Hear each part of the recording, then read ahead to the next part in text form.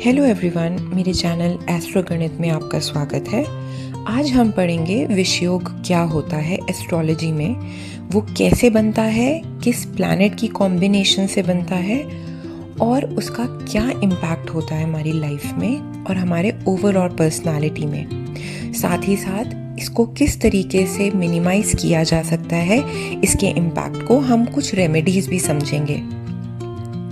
तो जो विष योग है वो बेसिकली एक कॉम्बिनेशन है प्लैनेट का, जो आपको लाइफ लॉन्ग मेंटल स्ट्रेस में इमोशनली परेशान रख सकता है और लाइफ में स्ट्रगल्स दे सकता है। अब ये बनता कैसे है? ये दो प्लैनेट के कॉम्बिनेशन से बनता है, सैटर्न और मून। अगर ये किसी तरीके से भी आपके बर्थ चार्ट में या तो एक घर में बैठे हैं, सैटर्न और मून साथ में किसी भी घर में बैठे हैं, चाहे वो फर्स्ट से लेकर 12th में कहीं पे भी बैठे हैं मगर साथ में बैठे हैं, या फिर कहीं ना कहीं से शनि सैटर्न जो है वो मून को अपनी 3rd दृष्टि से, 7th दृष्टि से या 10th दृष्टि से, ये 3 दृष्टि होती हैं शनि के पास, अगर वो किसी तरीके से भी चंद्रमा को देख रहा है तो ये कॉम्बिनेशन आपके चार्ट में बन रहा है।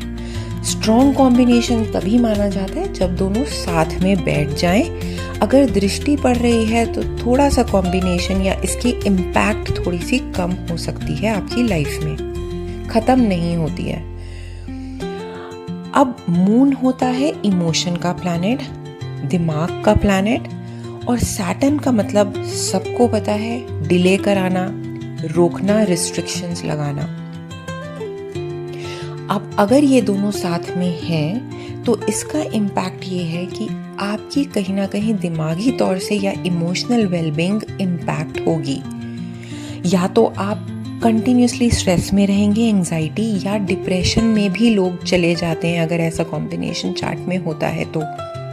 और अगर मून कमज़ोर है तो बहुत स्ट्रॉन्ग डिप्रेशन के चांसेस बन जाते हैं अगर सैटर्न और मून साथ में है और मून कमज़ोर है। और अगर 7.5 चल रही है या फिर किसी भी वीक प्लैनेट की दशा चल रही है तो आप ये समझ लीजिए कि मेडिसिन्स पे भी जाना पड़ सकता है डिप्रेशन में। ऐसे योग में आप हमेशा बर्डन्ड फील करेंगे, आपके पास कोई क्लियर विजन नहीं होगा, सोचना आप स्ट्रॉन्ग सोच नहीं सकते हैं, आप रीजनिंग आपके पास नहीं होगी, आप क्या करना चाहते हैं लाइफ में वो आपको समझ में नहीं आएगा। हमेशा नेगेटिव थिंकिंग